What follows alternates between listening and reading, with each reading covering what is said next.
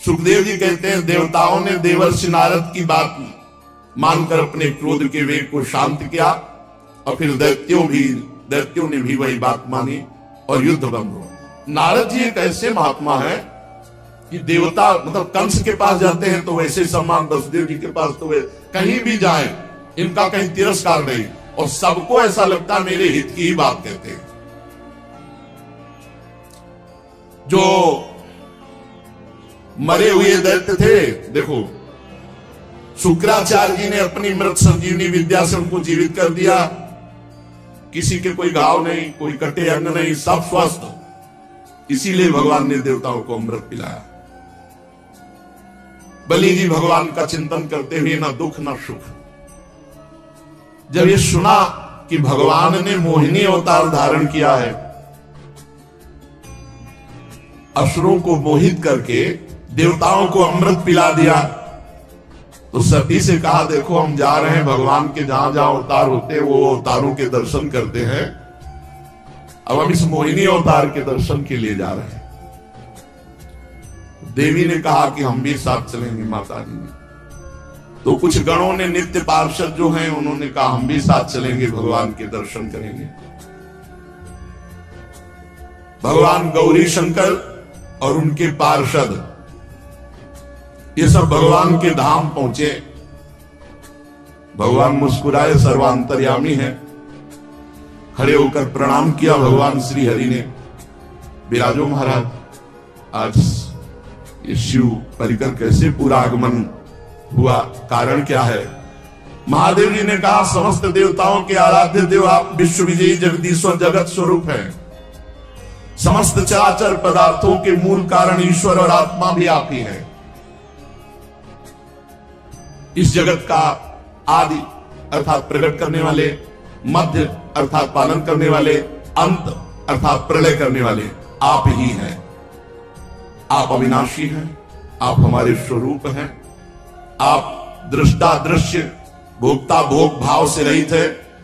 वास्तव में आप चिदानंद मात्र ब्रह्म है।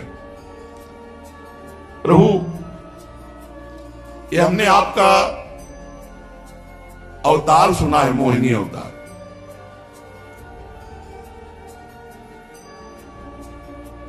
बड़े बड़े ऋषि मुनियों को सुख देने वाले अवतार तो हमने प्रभु देखे, लेकिन दैत्यों को मोहित करने वाला ये अवतार। श्री सुखदेव जी कहते हैं जब भगवान शंकर ने ऐसा कहा तो भगवान श्री हरि हंस दिए और बोले रहने दो, इस चक्कर में मत पड़ो, और अवतार अलग बात है। ये हमने मोहित करने वाला अवतार लिया था। शंकर जी, अमृत का कलश दैत्यों के हाथ में चला गया था, दूसरा कोई उपाय नहीं था। देवताओं का काम बनाने के लिए कौतूहलवश वो महासुंदर रूप मैंने धारण किया कि वो अपने आप कलश हमारे हाथ में दे दिए।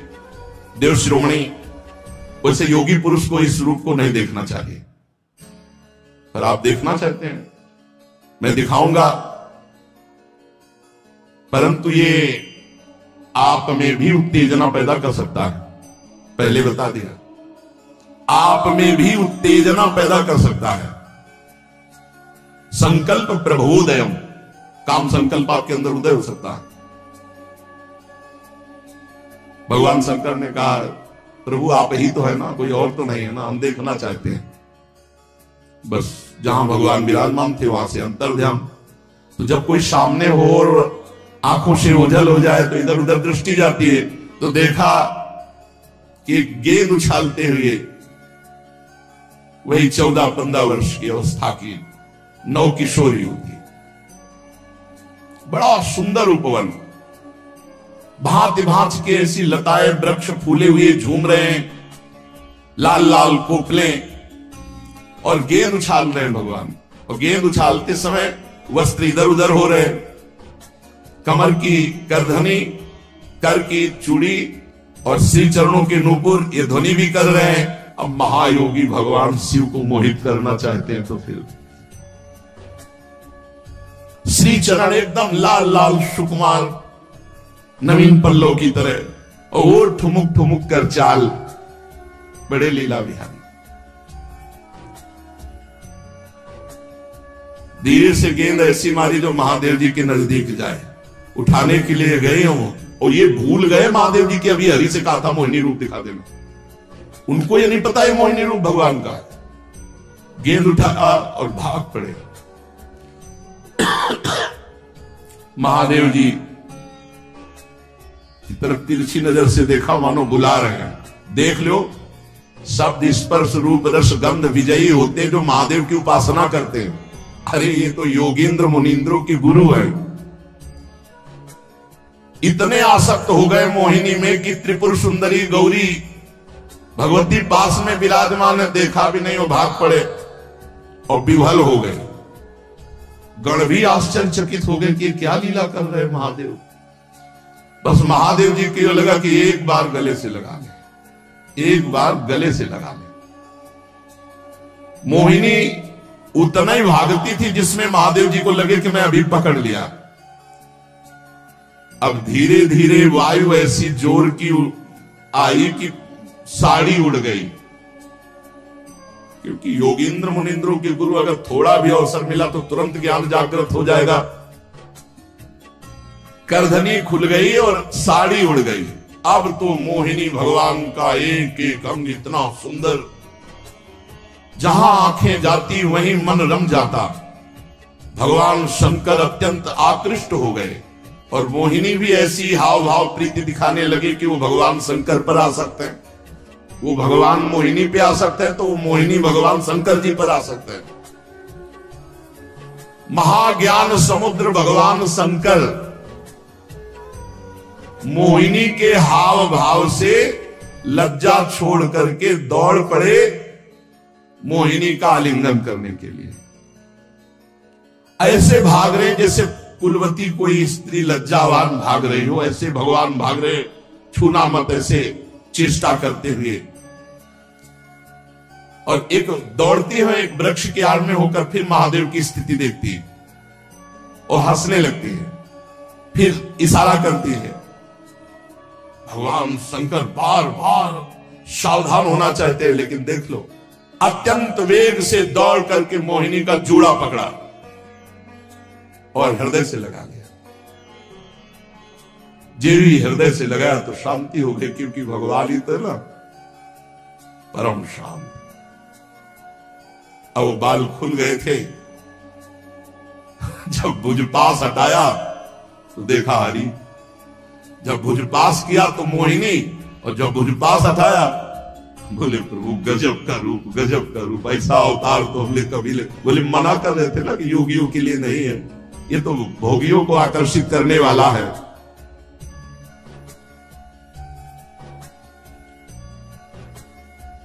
भगवान श्री हरि उन्होंने कहा, देव शिरोमणे, भगवान ही तो है ना, कोई दूसरी स्त्री थोड़ी है, क्यों कामासक्त हो गए। भगवान ने कहा, श्री हरि ने, देव शिरोमणे, मैं देख रहा हूं कि ये सब हुआ पर आपकी निष्ठा में कोई फर्क नहीं है। ये बड़े आनंद की बात है कि मेरी अपार माया का प्रयोग आपके ऊपर हुआ, ऐसे हाव भाव किए, पर आपकी स्थिति वही रही। स्थिति में आप, ये तो भगवान ही देख सकते हैं ना, स्थिति नहीं बिगड़ी, ये लीला बाहरी हुई, पर स्थिति लीला बाहरी इसीलिए हुई कि हरि ही है, वो जान रहे शिव जी कि हरि है, हरि और हर में कोई अंतर थोड़ी है। यद्यपि मेरी ये गुणमयी माया बड़ों बड़ों को मोहित कर देती है, फिर भी अब ये आपको कभी मोहित नहीं करेगी, क्योंकि सृष्टि आदि के लिए समय समय पर उसे शोभित करने वाला काल मैं ही हूं। इसलिए मेरी इच्छा के विपरीत यह रजोगुण आदि की सृष्टि माया नहीं कर सकती। जिस पर मैं कृपा करता हूं उसे माया परास्त नहीं कर सकती। श्री सुखदेव जी कहते हैं, परीक्षित, इस प्रकार भगवान श्री हरि ने भगवान शंकर का सत्कार किया। तब उनसे विदा लेकर के एवं उनकी परिक्रमा करके वे अपने गणों के साथ कैलाश को चले गए।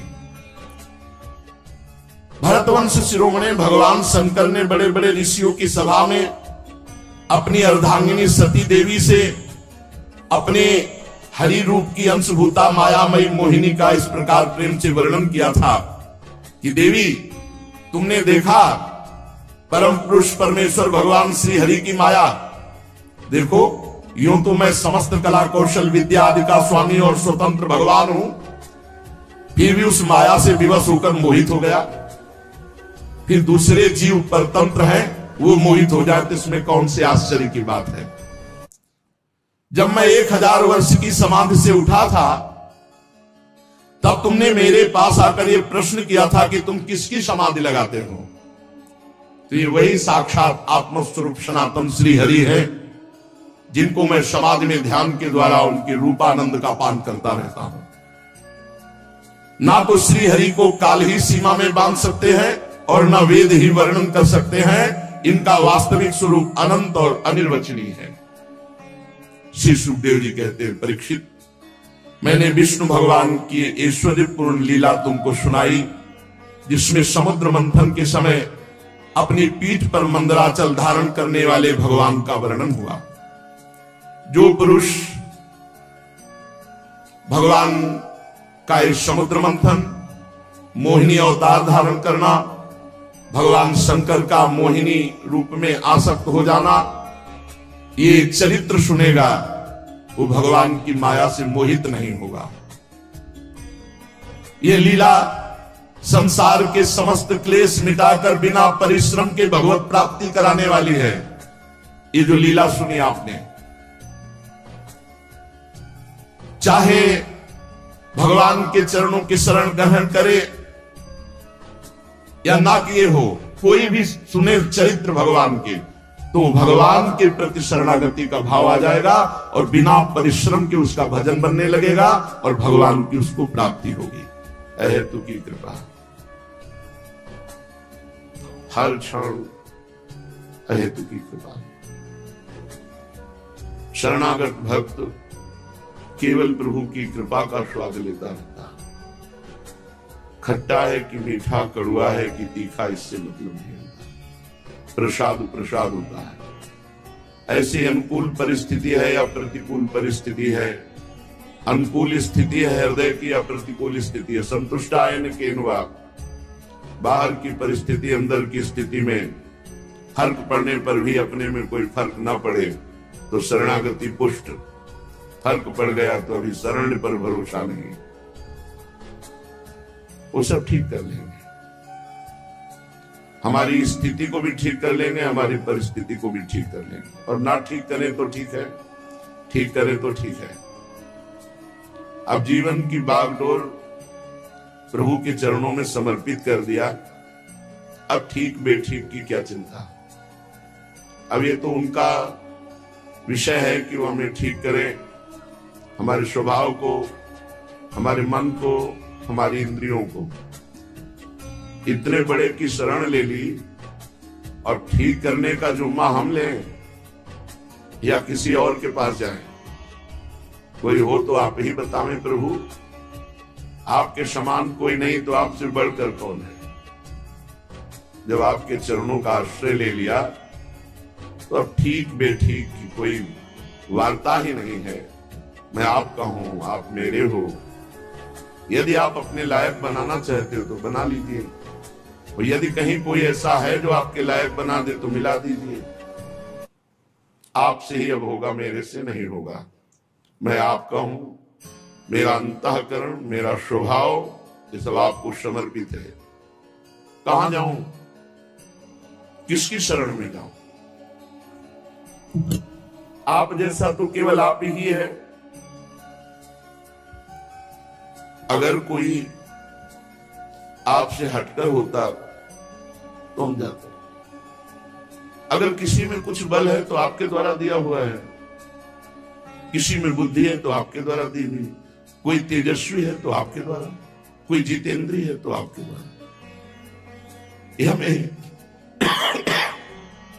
अच्छे से पता है, अब इसमें संशय नहीं। इसलिए जाऊं कहां तज चरण तुम्हारे, जाऊं कहां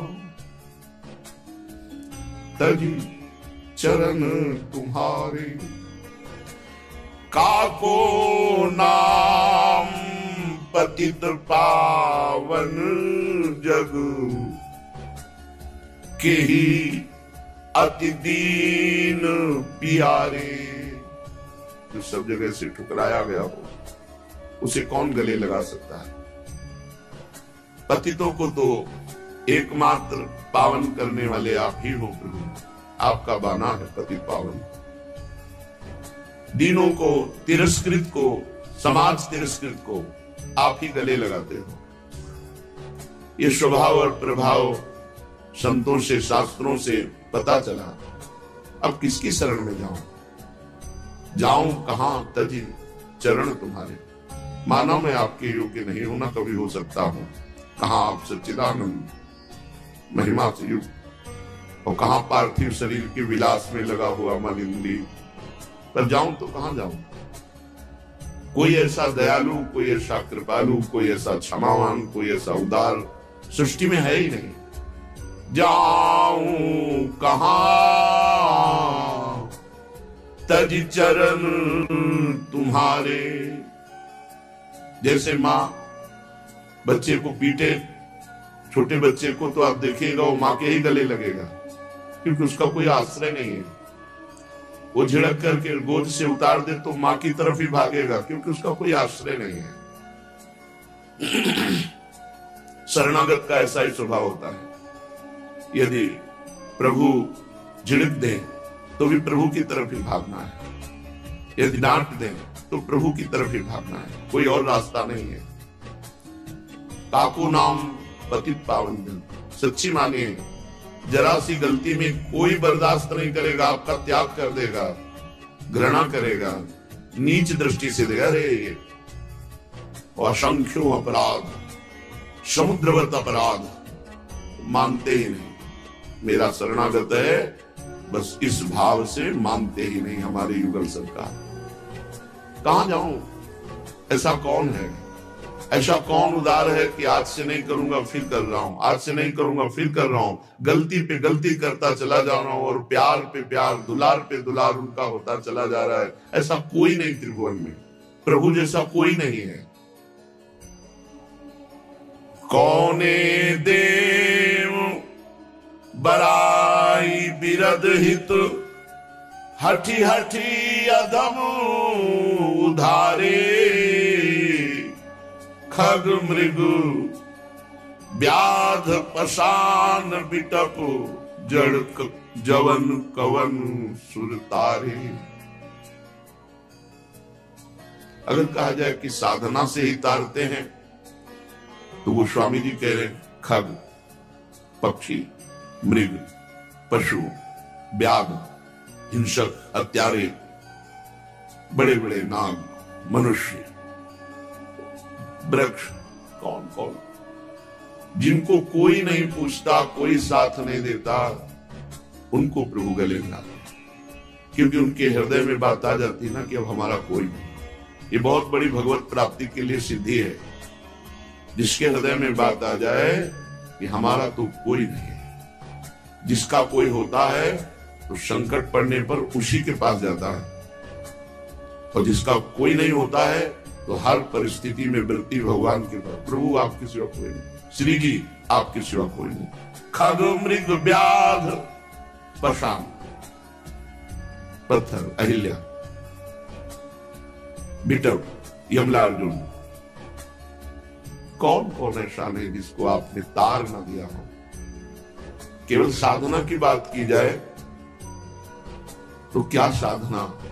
खगमृग, पशु पक्षी, जड़ में, पाषाण में क्या साधना? अहिल्या जी शापवश पाषाण बन गई, अब कोई साधना हो रही क्या? कृपालु भगवान ने अपने चरण स्पर्श से दिव्य पावन बना दिया, पावन करने वाला बना दिया। आज तक किसी देवता ने ऐसा किया हो कहीं सुनने को नहीं आता, क्योंकि सामर्थ्य नहीं। जगत से उद्धार करने की सामर्थ्य त्रिदेव में है। भगवान श्रीहरि, भगवान महादेव और भगवान ब्रह्मा में भी। संपूर्ण ज्ञान और मोक्षाधिपति भगवान श्रीहरि, जब कभी इन दोनों महापुरुषों में संकल्प बनता है तो तत्काल हरि उसे पास कर देते हैं। प्रधान मोक्षाधिपति श्री हरि है। आज तक किसी भी देवता का ऐसा बाना नहीं पाया गया कि हठ पूर्वक चुन चुनकर नीचों को परम पद दिया।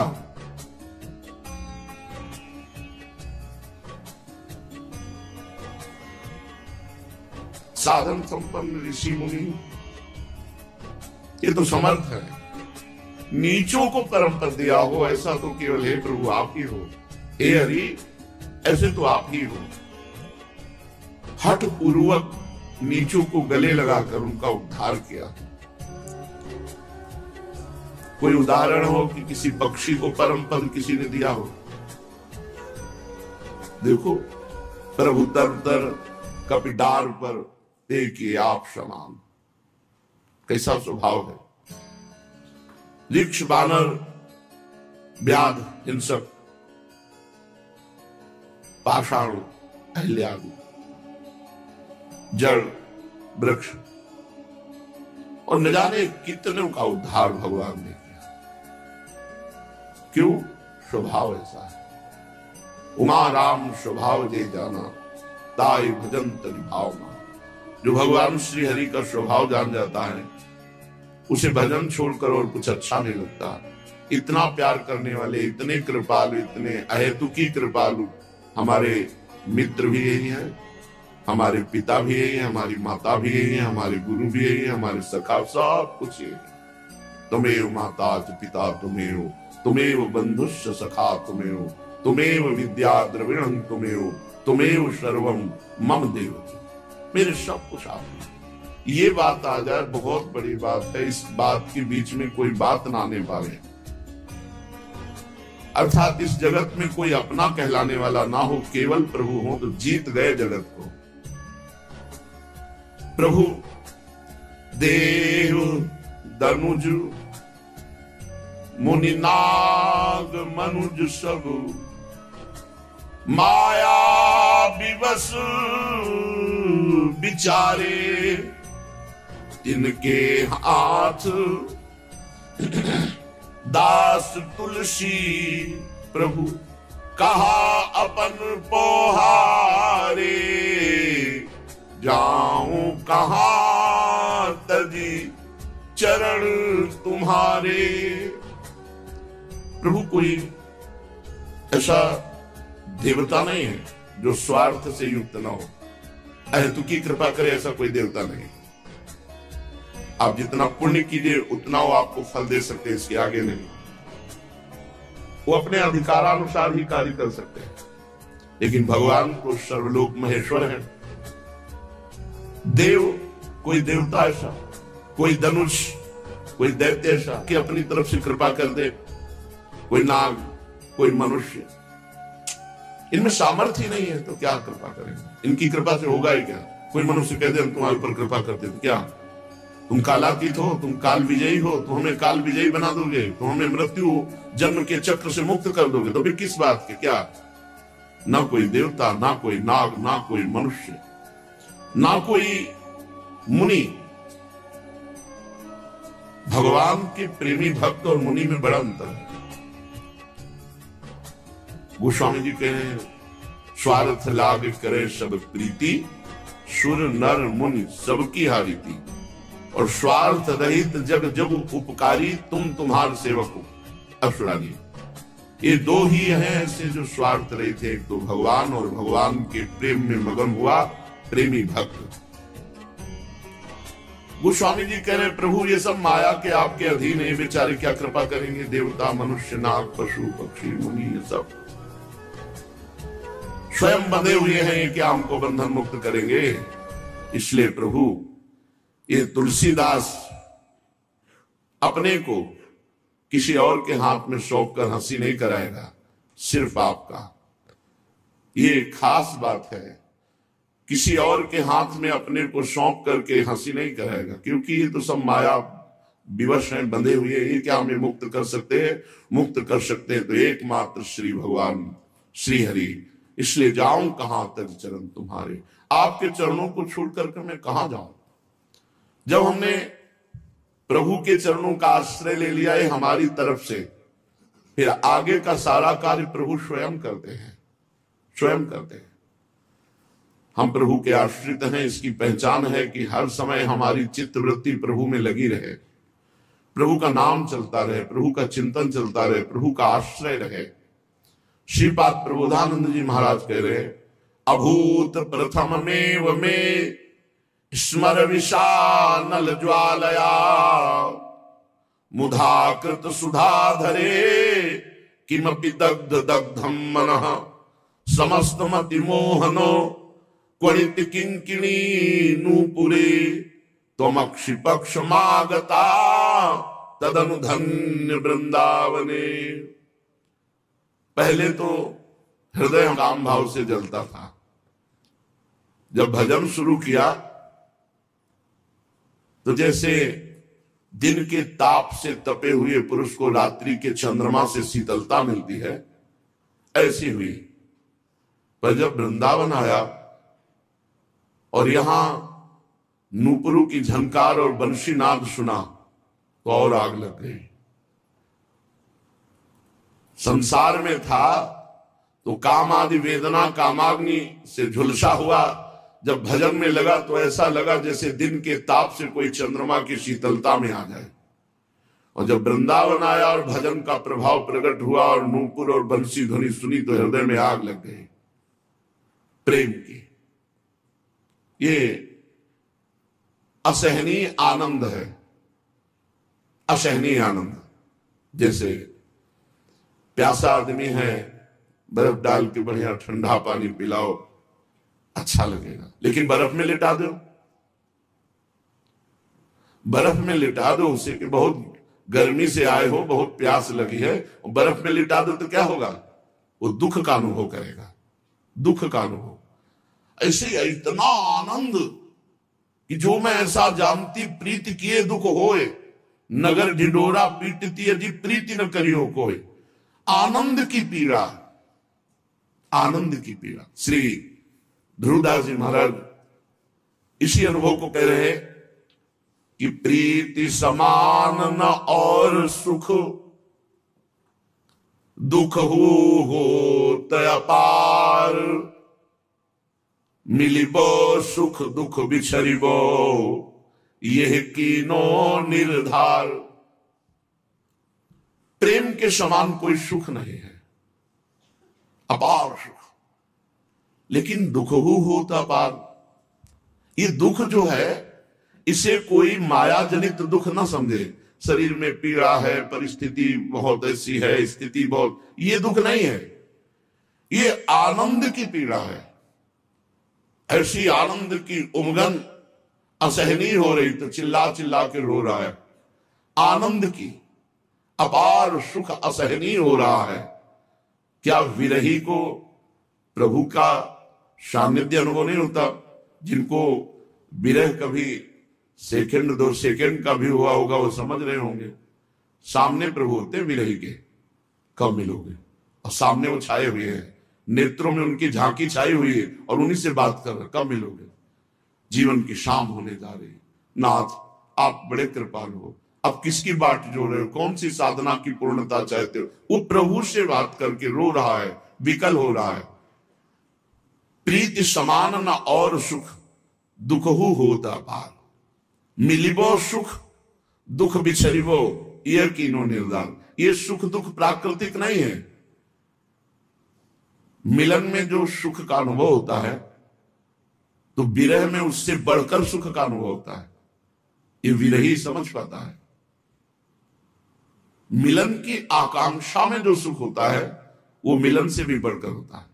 मिलने के तड़पन में जो सुख होता है वो मिलन से भी बढ़कर होता है। विरही कांक्षा आपके लिए याद करके तड़प तड़प के रोने में जो सुख है, फिर जब उनके गले लग करके उस आनंद, उसका कैसे वर्णन हो सकता है? प्रीति के समान सुख नहीं। ये प्रीति के दो भाग हैं, एक है संयोग, एक है वियोग। संयोग सुख, जितना वियोग सुख बढ़ा है उतना ही जोर का अनुभव होगा। जैसे द्वारिकाधीश महाराज के दर्शन दुर्योधन भी कर रहा है, लेकिन उसके हृदय में कभी 1 मिनट विरह नहीं जागृत हुआ प्रभु का, तो कोई सुख नहीं मिल रहा, कोई सुख नहीं मिल रहा। और तड़प रही हैं विदुरानी जी उनके विरह में। तो केवल सुना कि श्री कृष्ण आए हैं, तो शरीर शुद्ध नहीं है, जैसी स्थिति थी वैसी स्थिति में दरवाजा खोल दिया, होश ही नहीं। ऐसे प्रेम में डूबी हुई है, छिलके पवा रही, गुदा फेंक रही। क्यों? हर समय भगवान की चिंतन में कब मिलेंगे, कब मिलेंगे, कब मिलेंगे। मथुरा के ब्राह्मण वेदज्ञ हैं, याज्ञिक हैं, बड़े धर्मात्मा हैं, लेकिन विरही नहीं हुए कभी 1 मिनट के लिए। लेकिन उनकी पत्नियां भगवान की चर्चा सुन सुनकर लालसा युक्त हो गई कि हाय, हमारे समीप श्री कृष्ण हैं ब्रज में, कब हम भर नेत्र श्री कृष्ण को देखेंगे। तो जे भी सूचना मिली, कोई रोके नहीं रुके, और सुंदर सुंदर भोग लेकर प्रभु श्री कृष्ण के सानिध्य का परम लाभ प्राप्त किया। ये जो प्रेम का सुख दुख है, सच्चिदानंदमय है, ये प्राकृतिक सुख दुख नहीं है। ध्रुवदास जी कह रहे, बिनु देखे तलफत रहे, क्यों पावे चित चैन, बदन रूप जलपान को प्यासे हैं दो नैन। जिनके लिए हमने जीवन अर्पित किया, जिनको हमने अपना आराध्य देव प्राण प्रिय प्रीतम माना, सबसे प्यारा माना, उसके बिना हम चैन से जी रहे। इसका मतलब अभी रंग नहीं आया। अभी खान पान, विश्राम, हंसी मजाक, इससे हमारा दिन कट रहा है, अभी रंग नहीं आया। रंग तो बिनु देखे तलफत रहे, क्यों पावे चित चैन, बदन रूप जलपान को प्यासे हैं दो नैन। दोनों नेत्र प्यासे हैं प्रियालाल के रूप रस का पान करने के लिए, तड़पते रहते रात दिन। उनका हृदय विकल रहता है, कब मिलोगे, कैसे मिलोगे, कोई उपाय नहीं, रोना आता है। निर्बल का बल रोना ही होता है। जब गोपीजन हर उपाय करके थक गई और प्रभु नहीं मिले, तब एक स्वर में रुदुस्वरम राजन कृष्ण दर्शन लालसा, सब एक स्वर में रो पड़े। हारा हुआ प्रभु के मिलन की प्रबल लालसा वाला एक ही बल रह जाता है, रुदन, और उसी रुदन में भगवत साक्षात्कार होता है। बिन रोए किन पाइया प्रेम प्यारा भी, कबीरा हंसना छोड़ दे, रोने से कर प्रीति, बिन रोए किन पाइया प्रेम प्यारा मीत। बैरागी है नैन, कुछ अच्छा नहीं लगता। विरह कमंडल कर लिए बैरागी दो नैन। कहीं कुछ त्रिभुवन में कुछ देखने की इच्छा नहीं, हृदय में विराम है, नेत्र में रूप दर्शन की प्यास है। मांगत दरस मधुकरी, यह है बैराग्य, दर्शन रूपी माधुकरी मांग रहे हैं। श्री ध्रुवदास जी महाराज के बदन रूप जलपान को प्यासे हैं दो नैन। दोनों नेत्र इतने प्यासे हैं कि कब प्रियालाल के रूप को देखूं। अब धीरे धीरे उसकी ऐसी स्थिति आ गई कि एक घड़ी भी कल्प के समान लग रही है। एक घड़ी समय व्यतीत करना, कोई तुम्हारा प्राण प्रिय आने वाला हो और तुम इंतजार कर रहे हो, फिर उस समय देखो, बार बार दरवाजे के पास जाना और घड़ी देखना। कोई मिला, पूछ कोई आ रहा है, आपने देखा, ओ वो व्याकुलता, बस प्राण प्रिय होना चाहिए। अब सुनी एक घड़ी तो कल्पन की समहोत, तिही दुख लिखबे को कहूं, नहीं कागज नहीं दो। कोई स्याही, कोई कलम, कोई कागज ऐसा नहीं है कुछ विरही के हृदय की पीड़ा को लिख सके, जिसका एक एक क्षण प्रभु के मिलन के लिए तड़प रहा है, हाहाकार कर रहा है हृदय। यहां कह रहे भगवत दर्शन कब होंगे? खान पान अच्छा लग रहा है, सोना अच्छा लग रहा है, हंसना अच्छा लग रहा है, जीना अच्छा लग रहा है। जब भार एक एक कल्प के समान एक एक घड़ी व्यतीत हो रही, ध्रुवदास जी के उसके हृदय में भगवत मिलन की कैसी पीड़ा है कि ना कोई स्याही है, ना कोई कलम है, ना कोई दवात है जिससे हम लिख सके कि उसके हृदय की कैसी पीड़ा है। कठिन पीर पिय विरह की, लगे प्रेम के बाण। प्रेमी की अंतिम दशा मृत्यु दशा होती है, असमर्थ। अब तो जीवन की शाम होने वाली, नहीं मिलेंगे। भारी व्याकुलता, भारी, तभी प्रभु का साक्षात्कार होता है। कठिन पीर पीर विरह की, लगे प्रेम के बाण। अब तो चाहत है चलियो, लही न सकत ई प्राण। कोई आचार्य कृपा पात्र, मंत्रवेत्ता, निरंतर नाम जप करने वाला, उसी के हृदय में पावन प्रेम उदय होता है। और मंत्र बल से, नाम बल से उसका हृदय इतना मजबूत होता है कि उसके प्राण नहीं निकलते। नहीं तो ऐसी विरहाग्नि, ऐसा प्रेमवान प्रभु का हृदय में लगता है कि जीना मुश्किल हो जाए। अब तो चाहत है चलो, लही न सकत ही प्राण। उसके प्राण व्याकुल हो जाते हैं। श्रीपाद करें, पहले तो काम आदि दोषों के ताप से हृदय जल रहा था, नाम जप किया तो ऐसी शांति मिली जैसे दिन के धूप से कोई तपा हुआ रात्रि की चंद्रमा में शीतलता में शांति प्राप्त करता है। पर जब वृंदावन आया तो नवीन आग लग गई। मेरे कानों में नूपुरों की धुनी और बंशी की धुनी पड़ी। अब तो हृदय व्याकुल है कि कब उनको देखूं जिनकी नूपुरों की धुनी है, जिनकी वंशी ध्वनि, उनको कब देखूं। वो मेरे हैं, वो अपने हैं, और अपने होकर छुप रहे हैं, मेरे सामने नहीं आ रहे। क्या करूं, कहां जाऊं, कैसे, क्या, वो व्याकुल था।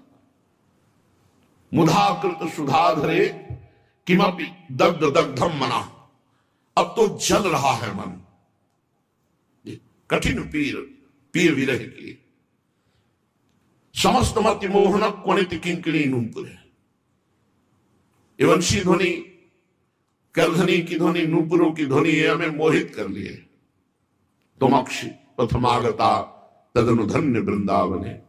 अब तो मैं इस वृंदावन में अपने जीवन को समर्पित करता हूं। इसी वृंदावन के मार्ग में मैं अपने जीवन को अर्पित करके एक आकांक्षा करता हूं कि जिनकी नूपुरों की ध्वनि सुनी वो प्रियाजू, और जिनकी वंशी ध्वनि सुनी वो लाल, जो हमारे नेत्र गोचर हों, मैं उनको देख पाऊं। जीवन मृत्युलोक में बड़ा संकटपूर्ण है। कभी भी किसी भी क्षण कोई भी घटना घट सकती है, कोई भी अंग नष्ट हो सकता है, कोई भी शरीर नष्ट हो सकता है। इसलिए हर पल नाम न छूटने पाए। माया का कार्य है नाम विस्मरण कराना। वो चाहे वस्तु हो, चाहे व्यक्ति हो, चाहे कुछ भी हो, माया वही है जो भगवत विस्मरण करा दे, और भक्ति वही है जो भगवत स्मरण में रखे। भगवत स्मरण में रखे उसी का नाम भक्ति, जो भगवत विस्मरण करा दे उसी का नाम माया। चाहे वो कोई भी हो, जिसके संग से भजन छूटे वो माया, जिसके संग से भजन बने वो भक्ति। वो कोई भी हो, कोई वस्तु व्यक्ति स्थान कोई भी हो, जिस वस्तु व्यक्ति स्थान के संग से भजन छूटे वो माया, वो त्याज्य है। और जिसके संग से भजन बने वो भक्ति, वो ग्राह है, वो स्वीकार करना चाहिए। चलते हैं श्रीमद् भागवत महापुराण। प्रसंग चल रहा है समुद्र मंथन। भगवान अजित श्री हरि जब देखा कि समस्त देवता परास्त हो रहे दैत्यों से, देवताओं ने प्रार्थना की ब्रह्मा जी से, ब्रह्मा जी, महादेव, समस्त देवता भगवान श्री हरि से। तब श्री हरि ने कहा, इस समय गुरु शुक्राचार्य के प्रताप से देवता दैत्य बलवान हैं, उनको देवता जीत नहीं सकते। इसलिए पहले समुद्र मंथन हो, उसमें अमृत निकले और देवता पान करें, फिर विजय को प्राप्त होंगे। तो देवता लोग पहले दैत्यों के पास जाए। राजनीति कहती है कि उनसे वो सन्निधि करे, संधि करे, उनके समीप जाए, उनसे मित्रता करे, दैन्य होकर के अपना काम बना ले। देवता लोग निहत्थे होकर, ग्रीवा झुकाकर दैत्यों के पास गए। पहले तो सेनापतियों ने बंदी बनाना चाहा, पर धर्म के रहस्य को जानने वाले महाराज बलि ने मना कर दिया और कहा देखो ये संधि का अवसर है, ये देखो अस्त्र शस्त्र लेके नहीं आए। पूरी बात रखी गई समुद्र मंथन की। दैत्यों ने इशारे में कहा कि हाँ कह दो, क्योंकि इनको एक बूंद अमृत नहीं मिलेगा, हम सब छीन के पी जाएंगे। हाँ कह दिया गया। अब मथानी कौन बने? तो मंदराचल को 10,000 योजन स्वर्ण, तांबा और लोहा, 3 धातु। देवताओं ने भगवान का स्मरण किया, विराट पर सवार होकर जित भगवान। देवता दैत्य बड़ी ताकत लगा मंदराचल को एक हाथ उखाड़े के गरुड़ पे रखा, फिसल गया। समस्त देवता दैत्य और दैत्यों को भंग और मृत्यु को प्राप्त हुई। अब